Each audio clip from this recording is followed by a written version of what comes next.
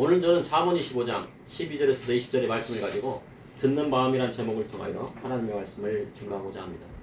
현대 사회로 갈수록 사회복지나 상담학에 대한 관심이 높아지고 있다고 합니다. 노령화 사회로 갈수록 복지에 대해 더 관심을 가지게 되고 사회가 분화되고 복잡해짐에 따라서 스트레스가 늘고 정신건강에 위협을 가하고 있다고 합니다. 그래서 사람들은 세상에서 상처받은 마음을 치유받고 싶어 합니다. 이러한 것을 치유하는데 상담이 많은 도움을 준다고 합니다. 과거에는 몸에 질병이 오거나 육체적인 고통이 올 때 병원에 갔다면 현대사회에서는 육체적인 질병뿐만 아니라 정신건강으로 병원을 찾기도 한다고 합니다. 그만큼 사회는 더 복잡해지고 많은 스트레스로 인하여 사람들은 심적으로 어려움을 겪고 있습니다. 그것은 사회뿐만 아니라 가정에서도 일어난다고 합니다. 그런데 상담의 기본은 듣는 마음이라고 합니다. 다른 사람들의 이야기를 잘 들어줄 때 그 사람의 마음이 치유되는 경우가 많다고 합니다. 하지만 다른 사람의 이야기를 끝까지 들어준다는 것은 쉽지 않은 일입니다. 최근 들어 자녀를 키우는 부모님의 자세 중에 자녀의 말을 끝까지 들어주는 것이 무엇보다 중요하다고 합니다. 아이들이 성장할수록 그 아이의 말에 귀담아 들어주고 반응해 주는 것이 아이의 자존감 형성에 지대한 영향을 끼친다는 것입니다. 아이의 이야기를 끝까지 들어주고 반응해 줄 때 자존감이 높은 아이로 성장한다는 것입니다. 나중에 성장해서도 부정적인 아이가 아니라 긍정적인 아이가 된다는 것입니다.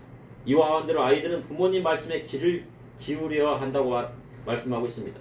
아이들이 성장해 가면서 지식이 들어가면 자기의 정체성을 확립하게 되면서 자기 주장이 늘어갑니다. 자기 주장이 너무 강하다 보면 때로는 절제하지 못하는 경우도 있습니다. 자기 주장만이 옳은 것으로 생각합니다. 그런데 성경은 부모님 말씀을 잘 듣고 그것을 지켜 행하면 그에게 좋은 인생의 열매를 맺게 된다고 말씀하고 있습니다. 이는 세상의 나쁜 길로 가기를 원하는 부모님이 하나도 없기 때문입니다. 또한 학생이 가르치는 선생님의 말씀을 잘 들으면 많은 지식을 얻을 수 있다고 합니다. 학교에 가면 보통 40분 수업을 합니다. 그런데 40분 동안 집중하여 들을 수 있다면 그의 합숙 능력은 배로 올라간다고 합니다. 40분 동안 딴 생각 안 하고 선생님 말씀에만 집중하여 들을 수 있다고 하면 모든 것을 잘 배울 수 있습니다. 그런데 40분을 넘기려면 인내력이 필요하다고 합니다. 그런데 어떤 학생은 40분이 아니라 10분도 집중하지 못하고 딴 행동이나 딴 생각을 하는 경우도 있습니다. 세상에 타고난 천재도 있지만 학업 능력은 인내력과 집중력에 있다고 볼 수가 있습니다. 인내력과 집중력으로 만들어지는 경우가 많다고 합니다. 보통 예배는 1시간 이상 하나님 앞에 예배를 드립니다. 그리고 주일 예배는 우리는 보통 1시간 30분에서 2시간 사이에 드립니다. 그 시간을 하나님 앞에 집중하여 예배할 수 있다면 1시간 30분 이상 집중력을 가지게 되는 것입니다. 그런데 정말로 공부를 집중력 있게 하려면 8시간 이상 집중하여 공부할 수 있는 능력을 키워야 한다고 합니다. 그 8시간 동안 다른 생각 안 하고 그 공부에만 집중하는 것입니다. 그러한 집중력의 훈련은 말씀 통독을 통해 이루어질 수 있습니다. 성경 통독 1시간을 한다고 하면 그 말씀 통독 시간에 다른 생각을 하지 않고 집중하여 그 말씀을 읽을 때 인내력뿐만 아니라 집중력까지 기르게 됩니다. 집중력은 그냥 생기는 것이 아니라 훈련이나 연습을 통해서 집중력이 생기게 되는 것입니다. 우리가 기도 훈련도 집중력을 갖는 것입니다. 기도를 하려면 인내가 필요하고 또 그리고 집중해야 됩니다. 그래야 할 때 집중력과 인내력을 얻을 수 있는 것입니다. 오늘 본문 잠언 25장에 슬기로운 자의 책망과 청종하는 귀에 대해 말씀하고 있습니다. 이를 통해 이 시대를 살아가는 저와 우리 성도님들이 하시는 하나님의 말씀은 무엇인지 여러분과 함께 나누고자 합니다. 첫째, 듣는 마음을 구하는 자마다 하나님께서 주시는 지혜를 얻게 됩니다.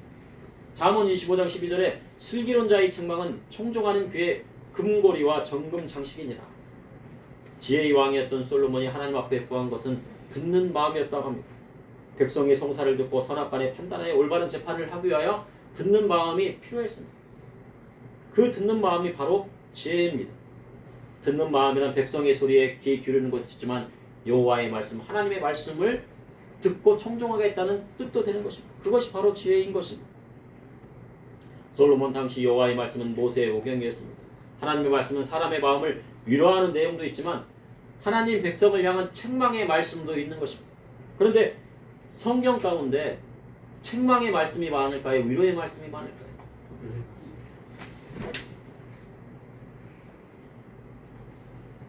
위로의 말씀이 많을 것 같지만 책망의 말씀이 저는 더 많은 것 같습니다.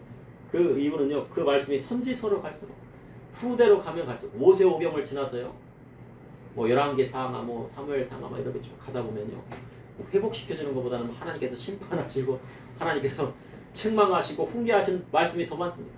선지서로 가면요 더 많습니다. 그런데 신약성경 가면 또 위로의 말씀들이 더 많습니다. 그런데 잠언 25장에 슬기로운 자의 책망에 대한 말씀을 하고 있습니다. 슬기로운 자의 책망이란 지혜자의 책망을 말하는 것이에요. 세상의 지혜는 경험을 통해 얻어지는 경우가 많이 있습니다. 사람이 지혜를 얻고자 한다고 하면 인생에 많은 경험을 쌓으면 쌓을수록 지혜롭게 되는 것입니다. 어린아이들보다는 어른이 더 지혜롭고 어른보다는 연세가 많으신 노인분들, 어르신들이 더 지혜가 많으십니다. 어린아이보다 청년이 더 지혜 있고 젊은 청년보다는 어른이 더 지혜 있습니다. 그래서 부모님께서 하시는 책망의 말씀을 잘 듣고 따르는 사람은 인생에 있어 성공할 확률이 높은 것입니다. 이와 같이 하나님 말씀에 순종하고 주께서 말씀하신 대로 잘 듣고 따르게 되면 이 땅에서 잘 될 뿐만 아니라 하늘의 복이 내리게 되는 것입니다. 하나님 말씀에 순종하고 부모님 말씀을 잘 듣고 행하고 가르치는 자의 말씀에 순응하면 그 사람의 귀에 금고리와 정금 장식을 하는 것 같다고 성경은 기록하고 있습니다.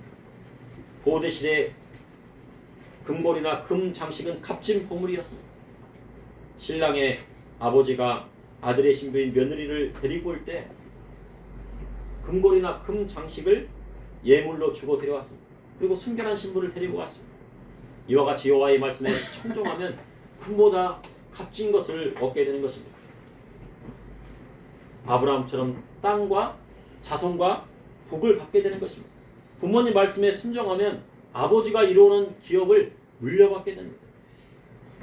그리고 가르치는 교수님의 말씀을 잘 따르고 열심히 공부하면 지식을 더할 뿐만 아니라 높은 학위를 얻을 수 있는 것입니다. 또한 세상에서 사장님 밑에서 일을 할 때 사장님 말씀을 잘 따르는 사람이 승진을 하게 됩니다. 사장님 말씀을 잘 따르고 그대로 일하는 사람이 승진하게 됩니다. 성경에는 자신을 고용하고 돈을 주는 상전의 말씀을 따르라 하셨습니다. 만약에 따를 수가 없다면 그곳에서 그만두고 따를 만한 상전을 만나는 것이 성경적입니다. 그래서 절대로 월급 주는 사장님을 대적하지 말아야 해요. 대적하려고 하면은요, 대적하면 하나님의 축복을 받을 수가 없어요. 그래서 사장님 말씀을 잘 따르고, 만약에 사장님 말씀을 따르기가 싫으면 어떻게 됩니까? 그것을 그만두고 자기가 다 따를 만한 사장님을 찾아가야 한다는 것입니다. 잠언 25장 13절에 충성된 사자는 그를 보낸 이에게 마치 추수하는 날에 얼음 냉수 같아서 능히 그 주인의 마음을 시원하게 하느니라. 충성된 자는 맡겨진 포도원을 열심히 일구어 많은 열매를 수확하는 사람입니다. 그가 열심히 포도원을 가꾸고 일구었는지는 추수 때 결과물을 보면 알게 됩니다. 막 주렁주렁 그 포도송이가 주렁주렁하고 정말 두 사람이서 들을 만큼 포도송이가 크다고 하면요, 포도원의 농사를 잘 지은 것입니다. 이스라엘 땅에는 한 해 2번의 우기가 있다고 합니다. 그 하나가 이른 비고 다른 하나는 늦은 비입니다.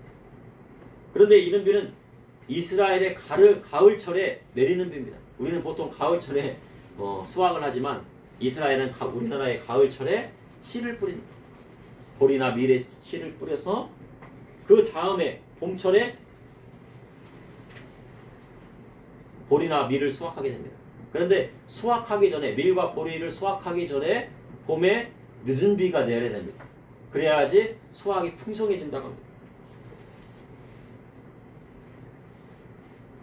그래서 봄에 비가 내려야 밀과 보리의 수확량이 늘어난다고 합니다. 호세아 6장 3절에 그러므로 우리가 여호와를 알자 힘써 여호와를 알자 그의 나타나심은 새벽 빛 같이 어김없나니 비와 같이 땅을 적시는 늦은 비와 같이 우리에게 임하시느니라. 늦은 비가 내리면 추수 때가 가까이 왔음을 알게 됩니다.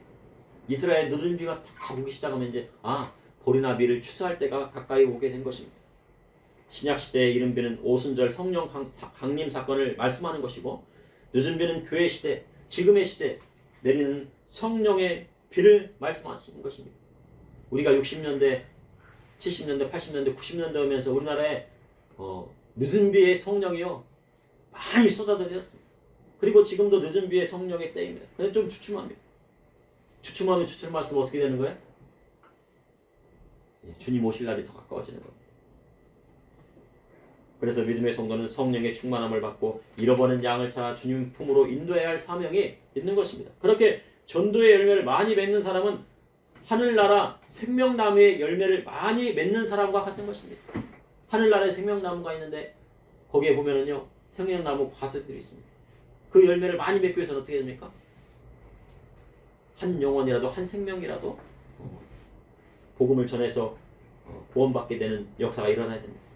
주님이 한 영혼을 살리는 것이 천하보다 귀하다 하셨습니다. 한 영혼을 살리는 것이 천하보다 귀한 것입니다. 여러분은 어떻게 생각합니까? 온 우주 만물과 한 사람의 영혼과 무엇을 바꾸시겠습니까? 어떤 사람은 한 영혼과 15억과 무엇을 바꾸겠냐고 하면 어떤 사람은 10억을 따르는 사람도 있어요. 100억을 따르는 사람도 있고 또 한 사람의 영혼이라든가 한 사람의 생명을 귀한 것으로 여기지 않는 사람도 있습니다. 그러나 주님께서는 한 사람의 영혼을 천하보다도 더 귀한 곳으로 여기신다고 말씀하셨습니다. 그러니 추수 때 많은 열매를 맺는 것을 보게 되면 얼마나 그 마음이 시원하시고 기쁘시겠습니까? 그러니까 하나님의 마음, 주님의 마음을 시원하게 하고 기쁘게 하기 위해서는 어떻게 해야 돼? 바로 많은 죽어가는 영혼들을 주님 품으로 돌아오게 하는 것입니다. 그 마음이 추수하는 날에 얼음 냉수와 같다고 성경은 기록하고 있습니다. 추수할 때 목이 타들어가죠. 물을 먹고 싶어요. 그런데 얼음물을 한 잔을 드셔보십시오. 얼마나 갈증이 해소가 됩니까? 그렇게 시원함이 있는 것입니다. 주님 마태복음 25장에 어떤 사람이 타국에 갈 때 그 종을 불러 자기 소유를 맡겼는데 각각의 재능대로 한 사람에게는 5달란트를, 한 사람에게는 2달란트를, 한 사람에게는 1달란트를 주고 떠났습니다. 5달란트를 받은 사람은 열심히 장사해서 5달란트를 남겼고 2달란트를 받은 사람은 열심히 장사해서 2달란트를 남겼는데 1달란트 받은 사람은 어떻게 했습니까? 그것을 땅에다가요 꽁꽁 숨겨놓고요 장사하지 않았습니다. 그것을 잃어버릴까 봐서요. 잃어버리면 어떡해? 장사하다가 내가 잃어버리면 어떡해? 마이너스 되면 어떡해? 하고 땅에다 꽁꽁 숨겨놨어요. 그래서 주인이 와서 결산할 때 장사해서 5달란트 남은 자에게는 잘했다고 칭찬해 주시고 2달란트 남긴 사람도 칭찬을 받았지만 1달란트 땅에 묻어둔 사람은 주인의 꾸짖음을 듣고 그 있던 1달란트도 빼앗겨 10달란트 있는 사람에게 주라 하셨습니다. 그리고 그는 무익한 종이 되어 어떻게 됐습니까? 바깥 어두운 데로 쫓겨나서 슬피 울며 이를 갈미 있으리라고 하셨습니다. 그곳은 어디입니까? 바깥 어두운 곳이 분명 천국은 아닙니다. 이처럼 세상 끝날에는 우리가 받은 달란트를 정산해야 할 날이 오게 되는 것입니다.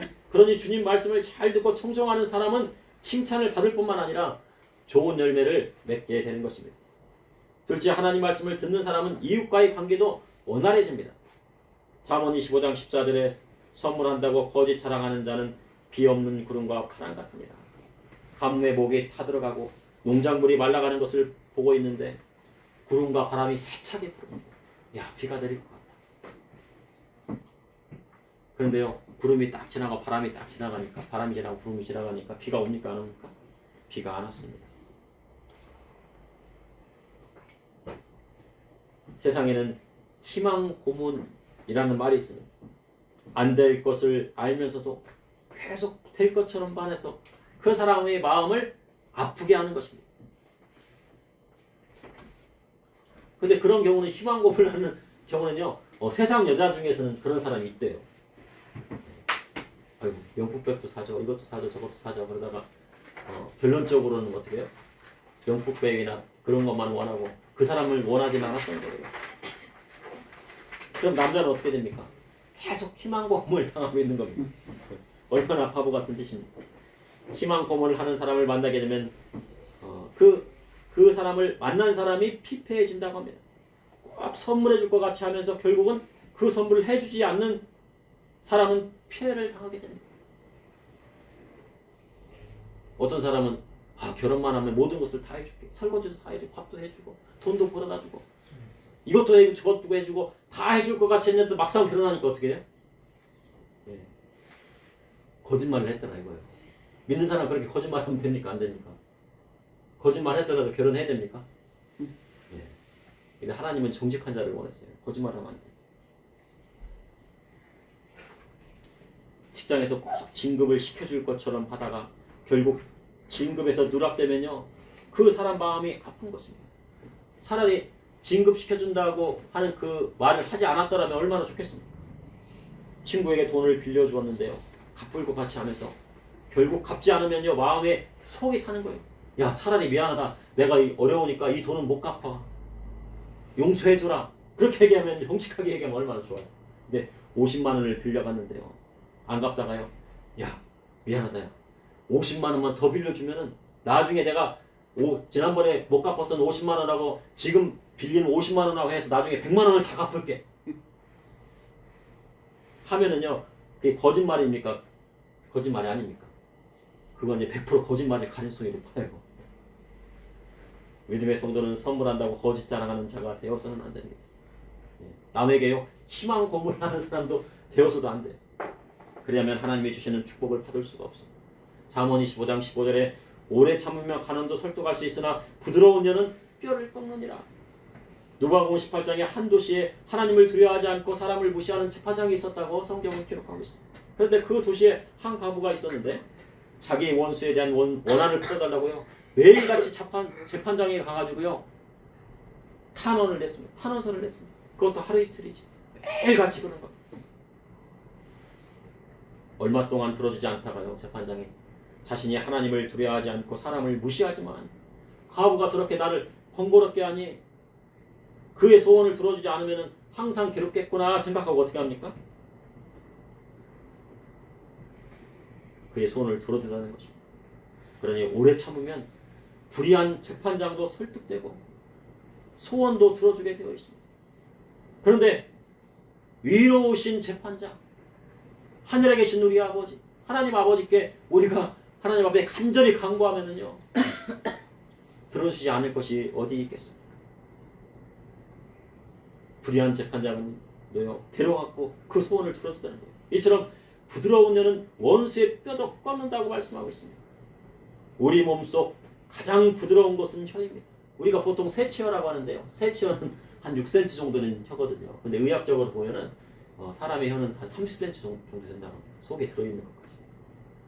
그런데요, 이 혀는 뼈가 없이 근육으로만 되어 있습니다.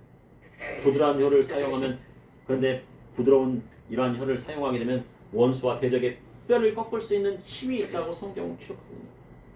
그러니 믿음의 성도에게는 오래 참고 하나님 앞에 기도해야 합니다. 그리고 인간관계에서 항상 부드러운 혀를 가져야 되는 것입니다. 잠언 25장 16절에 너는 꿀을 보거든 조카리만큼 먹으라. 과식함으로 토할까 두려우니라. 고대 시대에는요, 설탕이 없었다고 합니다. 그래서 단맛을 내는 열매를 먹었습니다. 이스라엘 땅에는 대추야자라는 아주 단 열매가 있었습니다. 그것을 말렸을 때는요, 더 당도가 높아집니다. 그런데 그 대추야자보다 더 단 것이 있었는데 그것이 바로 꿀입니다. 그래서 꿀이 얼마나 맛이 있는지 삼손은 죽은 사자 안에 있는 꿀을 먹을 정도였습니다. 죽은 사자 앞에서 사자 이렇게 있으면 그 뱃속에 있는 것을, 뱃속에 이렇게 막 썩어가지고 있는 거기에 막 벌집을 만들어갖고 꿀을 만들었어요. 그럼 여러분 드시겠습니까? 근데 삼손이 얼마나 배고팠는지 그 꿀을 막 딱 먹었어요. 그래서 꿀을 먹게 되면 면역력이 강화가 돼요. 삼손이 막 힘을 잃었잖아요. 그런데 면역력이 강화되고 피로가 쉽게 풀린다고 합니다. 그리고 피부 건강에도 좋고 몸이 찬 여성을 따뜻하게 해주는 효과가 있다고 합니다. 뭐 수족 냉증에도 좋다고 합니다. 고대 이집트에서는 이뇨제나 설사약으로도 사용했다고 합니다. 그러나 아무리 좋은 것이라도 과식하면 좋지 않습니다. 꿀은요 한 숟가락이나 많아도 2숟가락 정도만 먹어도 좋합니다. 그런데 그것이 맛있다고 꿀통 하나를 다 먹으면요 배탈이 나기 마련입니다. 배탈이 나면 어떻게 됩니까? 그것을 토해내야 됩니다. 이처럼 욕심을 너무 부리면 탐욕입니다. 사람에게 욕심이 없어서는 안 되겠지만 과한 욕심은 탐욕을 불러옵니다. 잠언 25장 17절에 너는 이웃집에 자주 다니지 말라. 그가 너를 싫어하며 미워할까 두려우니라. 이웃과 친하다고 자주 그 집에 다니면 친해질 것 같지만요 나중에는요 그를 싫어하는 경우가 생긴다는 거예요. 이웃집에 숟가락이 몇 개인지 셀 정도로 친해지면 좋을 것 같지만요 실상은 그것으로 인해서 분란이 일으키게 되고 그 사이가요 소원해지고 나중에는요 원수처럼 되는 거예요. 그러니 가까운 이치라도 서로 거리를 두고 예의를 지키며 사는 것이 더 좋은 것입니다. 셋째, 듣는 마음은 하나님 말씀에 선 진실한 자를 만나게 하십니다. 잠언 25장 18절에 자기 이웃을 쳐서 거짓 증거하는 사람은 방망이요 칼이요 뾰족한 화살이니라. 자기 이웃을 치는 사람이 있습니다. 처음에는 좋은 것 같지만 나중에는 속이는 입술입니다. 다른 사람에게 자신의 허물뿐만 아니라 말을 만들어내거나 지어내어서 전하는 사람들이 있습니다. 그러면요 그러한 사람 만나면 어떻게 됩니까? 그 사람을 설득시키는 것은 무조건 피하는 것이 좋습니다. 그 사람은 자신에게 도움을 주는 사람이 아니라 해를 주는 사람이에요. 그 사람과 가까이 하는 것은 방망이나 칼이나 뾰족한 화살을 곁에 두는 사람과 같습니다. 세상에는 다른 사람의 진실을 말해도 명예훼손일 뿐만 아니라 사실인 것을 얘기해도 뭐가 된다고요? 명예훼손이에요. 그리고 거짓말을 해도 허위사실을 유포해도 허위사실 유포죄라고 해서 명예훼손이 되게 됩니다. 처벌받습니다. 그러니 믿음의 사람은 이웃을 치거나 거짓 증거하는 사람이 절대 되어서는 안 됩니다. 그리고 거짓이 아니더라도 남의 허물을 다른 사람에게 이야기하는 사람은 같은 사람이 되는 것입니다. 그래서 성도는 하나님 말씀 안에서 진실한 사람을 만나야 됩니다. 진실한 사람을 만나면 얼마나 좋겠습니까? 잠언 25장 19절에 한날날에 진실하지 못한 자를 의뢰하는 것은 부러진 이와 유골된 팔 같으니라. 한날날이 오면 서로 돕고 나아가야 어려운 시절을 이겨낼 수 있습니다. 지금같이 세계적인 경제 위기가 오고 심각한 인플레이션이 닥쳐올 때 형제끼리 서로 도와야 이겨낼 수 있습니다. 그러나 진실하지 못한 자를 의뢰하면 환난을 이겨낼 수 없을 뿐만 아니라 모든 것을 잃고 망하게 되는 것입니다. 성경은 환난 날에 진실하지 못한 자를 의뢰하는 것이 부러진 이를 의지하여 음식을 씹는 것과 똑같고 부러진 발을 의지하여서 걷는 것과 똑같다는 것입니다. 부러진 이를 가지고 막 씹으려면 어떡합니까? 힘들잖아요. 부러진 발을 가지고 막 걸으려고 막 얼마나 힘들습니까? 그래서 환난 날에는 세상 사람을 의지해서는 안 됩니다. 그것은 부러진 이를 의지하는 것이나 부러진 발을 의지하는 것과 같은 것입니다. 잠언 17장 17절에 친구는 사람이 끊이지 아니하고 형제는 위급한 때를 위하여 낳느니라. 진실한 친구를 가진다는 것이 얼마나 귀한 것인지 모릅니다. 또한 형제가 곁에 있다는 것이 얼마나 귀한 것인지도 모릅니다. 사람이 나이가 들면 들수록 친구가 줄어든다고 합니다. 친구가 옛날에는 막 20년, 30명 됐는데 점점 들어서 어떻게 해요? 나중에 2~3명밖에 안 남는 거예요. 그런데 친구가 많을수록 좋은 것은 아닙니다. 진실한 친구 3명만 있어도 그 사람은 성공한 것입니다. 어렵고 힘들 때 전화할 수 있고 위로받을 수 있는 친구가 있다면 그는 인생에 있어 반은 성공했다고 볼 수가 있습니다. 또한 환난이 오고 위급한 일이 있을 때 내 옆에 형제가 있다면 얼마나 힘이 되는지 모릅니다. 그런데 최근 저출산의 문제로 형제가 없는 사람이 많다고 합니다. 하나 낳으면요 부모가 편할 것 같지만 나중에 부모가 세상을 떠나고 나면요 그 한 사람만 남는 거예요. 하나만 남는 거예요. 자식 하나만 남아요. 그러니 위급할 때가 와도 진실하게 도와주는 사람이 없을 수 있다는 거예요. 만약 형제라도 있으면 형제가 도와주는데 형제만큼 형제를 생각해 주는 사람이 어디 있겠습니까? 그러니 형제면 형제, 자매면 자매 이렇게 둘 이상은 낳는 것이 좋은 것입니다. 그래서 부모님들도 보면은 뭐 요즘 젊은이들은 하나만 낳지 뭐 힘든데. 그건 부모 생각이에요. 둘 이상은 낳아야 돼. 왜 그래요? 둘 이상은 낳아야지 서로 의지하고 살 거 아니에요. 셋을 낳으면 더 좋고 넷을 낳으면 더 좋잖아요. 그죠? 그것이 하나님의 말씀에 있는 것입니다. 잠언 20장 20절에 마음이 상한 자에게 노래하는 것은 추운 날에 옷을 벗은 같고 소다 위에 식초를 부은 같으니라. 사람에게는 공감 능력이 있다고 합니다. 슬픈 일이 있으면 같이 슬퍼하고 기쁜 일이 있으면 같이 기뻐하는 것이 공감 능력입니다. 그러나 사람이요 괴임이나 자극적인 것에 자주 노출되게 되면요 이런 공감 능력이 떨어질 수밖에 없다고 합니다. 너무 자극적인 것에 노출이 되다 보니까 그 이상의 자극이 와야지 그것을 느끼게 되는 거예요. 공감 능력이 떨어지죠. 세상에는 상식적이지 못한 일들이 많이 일어납니다. 마음이 상한 자 앞에서 노래하는 사람이 어디 있겠습니까? 그런데 세상에는 그런 사람이 있다는 것입니다. 이는 추운 날에 옷을 벗는 것 같다도 성경은 기록하고 있습니다. 또한 소다 위에 식초를 부은 같이 부글부글 막 끓는 겁니다. 사랑도 사랑을 받아본 사람이 하고 공감 능력도 자신이 그러한 처지에 놓여 봤을 때 그것이 얼마나 고통스러운 것인지 알게 되는 것입니다. 믿음의 성도는 마음이 상한 자를 위로해주고 그를 위하여 기도해줄 수 있는 사람이 되어야 하는 것입니다. 그러한 것을 하신 분이 바로 우리 구주 예수 그리스도이십니다. 주님은 가난한 자에게 복음을 전하시려고 오셨습니다. 포로된 자에게 환난당한 자에게 자유를 주시러 오셨습니다. 눈먼 자에게 다시 보게 하시기 위하여 오셨습니다. 눌린 자를 자유하게 이 땅에 오셨습니다. 그리고 죽기까지 아버지 뜻에 복종하셨고 십자가에 달리시고 부활하셔서 우리에게 새로운 생명, 부활을 허락하여 주신 것입니다. 믿는 자의 부활을 허락하여 주신 것입니다. 그 은혜가 큰 것입니다. 그러니 믿음의 성도는 그리스도 예수의 마음처럼 예수님의 마음처럼 가난하고 어렵고 도움의 손길이 필요한 사람들의 소리를 듣는 마음을 가질 때 하나님께서 그에게 놀라운 축복과 기적을 베풀어 주시는 것입니다. 그러므로 듣는 마음을 구하는 자마다 하나님께서 주시는 지혜를 얻게 됩니다. 하나님 말씀을 듣는 사람은 이웃과의 관계도 원만합니다. 듣는 마음은 하나님 말씀에 선 진실한 자를 만나게 하십니다. 그분이 바로 우리의 구주 예수 그리스도입니다. 우리 예수님만큼 진실하신 분이 없습니다. 그래서 주님 말씀대로 주님을 친구 삼아 주님과 함께 동행하는 삶을 사시기를 바랍니다. 잠시 기도하시겠습니다. 사랑의 주님, 오늘도 감사합니다.